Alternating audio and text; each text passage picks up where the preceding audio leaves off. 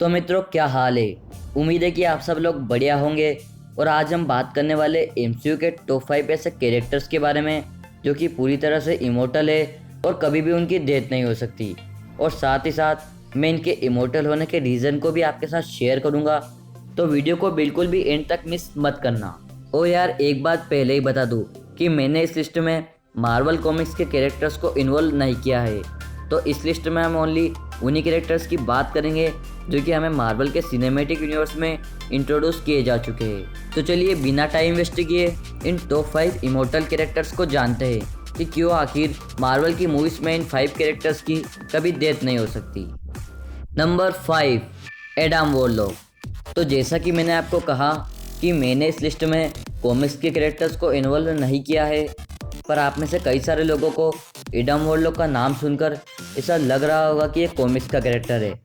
पर मैं आपको बता दूं कि एडम वॉरलॉक मार्वल के सिनेमैटिक यूनिवर्स में एग्जिस्ट करता है, क्योंकि आज से ठीक 5 साल पहले जब गार्डियंस ऑफ द गैलेक्सी का वॉल्यूम 2 ख़त्म हुआ था, तो उसके एक पोस्ट क्रेडिट सीन में हमने एडम वॉरलॉक के ककून को देखा था, जिससे ये बात प्रूफ हो जाती है कि एडम वॉरलॉक मार्वल के सिनेमैटिक यूनिवर्स में एग्जिस्ट करता है और इसे बना रही है सोवनन की हाई प्रिस्टेस हाइसा।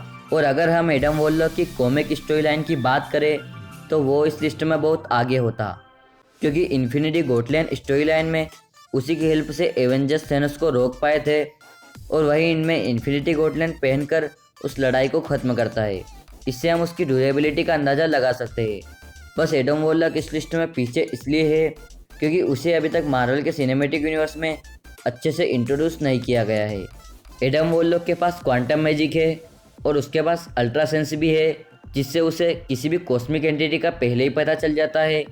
इसी के साथ साथ उसके पास रेजरेक्शन की एबिलिटी भी है, और इसके बाद भी अगर एडम वॉरलॉक को कोई मार देता है तो जैसा ककून हमने गार्डियंस ऑफ द गैलेक्सी की मूवी में देखा था, बिल्कुल वैसा ही ककून एडम वॉरलॉक यूनिवर्स के किसी और एंड पर फॉर्म करता है और अपनी नई बॉडी को उसके अंदर बनाकर अपनी कॉन्शियसनेस को उसके अंदर ट्रांसफ़र कर देता है।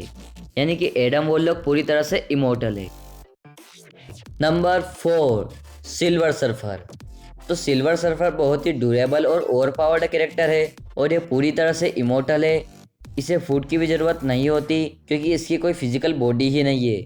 ये प्योर एनर्जी का बना हुआ है। ये स्पेस की एक्सट्रीम कंडीशन में ट्रेवल कर सकता है, ब्लैक होल्स के थ्रू मूव कर सकता है, और सिल्वर सर्फर अपनी सिल्वर स्किन की हेल्प से किसी भी एनर्जी बेस्ड अटैक को अपने अंदर एब्जॉर्व कर सकता है। मतलब कि किसी भी बड़े से बड़े एनर्जी बेस्ड अटैक का भी उसके ऊपर कोई घंटा असर नहीं होने वाला है। और तो और सिल्वर सर्फर किसी भी ऑब्जेक्ट के बीच में से फ्रेज तक हो सकता है, और ये अपने पावर कॉस्मिक का यूज़ कर कर खुद भी हील हो सकता है और दूसरों को भी हील कर सकता है। और सिल्वर सर्फर एक ऐसा कैरेक्टर है जो कि पूरी तरह से इमोर्टल है।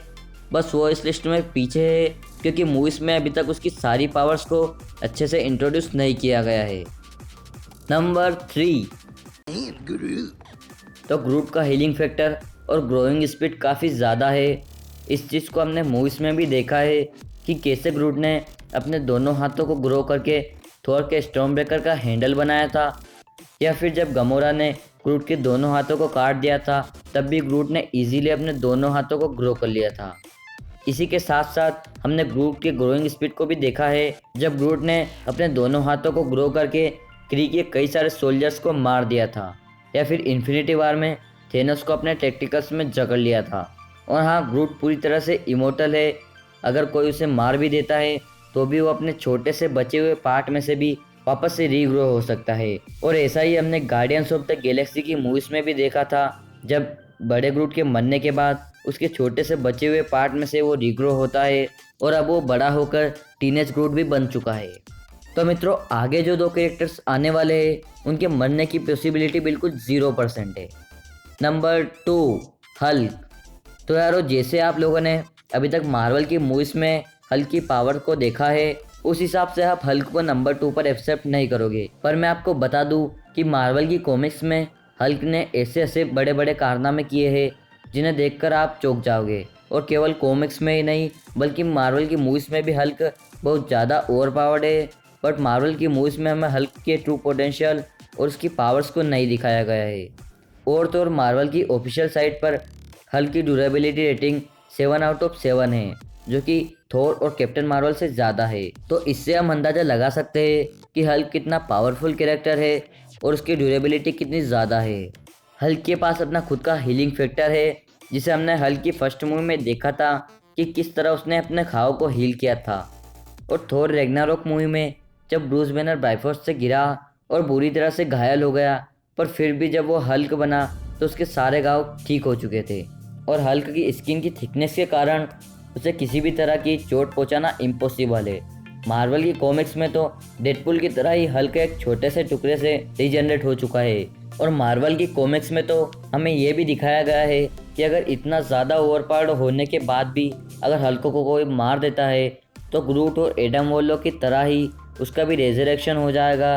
और कॉमिक्स में इमोर्टल हल्क की स्टोरी लाइन में हमें ये भी दिखाया गया है। तो ओवरऑल हल्क को मारना बिल्कुल ही इम्पॉसिबल है। Number 1, Deadpool. तो डेडपूल पूरी तरह से इमोर्टल है और वो कभी भी मर नहीं सकता। इसके पीछे मार्वल के कॉमिक्स की एक काफ़ी ज़्यादा कॉम्प्लेक्स स्टोरी भी है और उस स्टोरी को मैं आगे चलकर आपको काफ़ी अच्छे से एक्सप्लेन भी करने वाला हूँ और इससे आपको काफ़ी अच्छे से समझ में आ जाएगा कि डेडपूल आखिर कभी मर क्यों नहीं सकता। तो इस वीडियो को बिल्कुल भी एंड तक मिस मत करना। अब एक्समैन की मूवीज़ में हमें डेडपूल की पावर्स को काफ़ी अच्छे से दिखाया गया है। जब डेडपूल ने अपने आप को फ्यूल से जलाने की कोशिश की, एसिड पीकर मरने की कोशिश की, अपने आप को पोलर बियर के सामने फेंक दिया या फिर बहुत ऊंची बिल्डिंग पर से कूद गया, फिर भी डेडपूल की डेथ नहीं हुई। तो डेडपूल कभी भी मर नहीं सकता। इसके पीछे एक कॉम्प्लेक्स स्टोरी है, वो मैं आपको सुनाता हूँ। तो डेडपूल, लेडी डेथ और थेनोस तीनों के बीच में एक लव ट्रायंगल होता है। अब लेडी डेथ एक एंटिटी होती है और यहाँ थेनोस लेडी डेथ को लव करता है और उसी को इम्प्रेस करने के लिए वो स्नैप भी करता है। पर वहीं पर लेडी डेथ डेडपूल को पसंद करती है और इसी चीज़ को प्रिवेंट करने के लिए थेनोस एक एंशिएंट आर्ट इफेक्ट के थ्रू डेडपूल को कर्ज देता है कि वो कभी भी मर नहीं सकता और उसे कभी भी लेडी डेथ नहीं मिलेगी। और इसीलिए डेडपूल पूरी तरह से इमोर्टल है, उसे मारना इम्पॉसिबल है। फिर चाहे कोई उसे कितनी गोली क्यों ना मारते या फिर उसके बीच में से 2 टुकड़े ही क्यों ना कर दिए जाए, डेडपूल कभी भी नहीं मर सकता। और इस चीज़ को मूवीज़ में काफ़ी अच्छे से दिखाया भी गया है। तो मित्रों, आज का वीडियो यहीं तक था। उम्मीद है कि आपने इन 5 इमोर्टल कैरेक्टर्स को अच्छे से जान लिया होगा। और अगर आपको ऐसे ही सुपर हीरो कंटेंट वीडियो देखना पसंद है और उसके बाद भी चैनल को सब्सक्राइब नहीं किया तो कर लो यार, अपने चैनल पे ऐसे वीडियोस आती रहती है। और अगर आपको टॉप 5 इंडियन सुपर हीरोज़ की पावर्स को जानना है तो इस वीडियो पर टैप करें।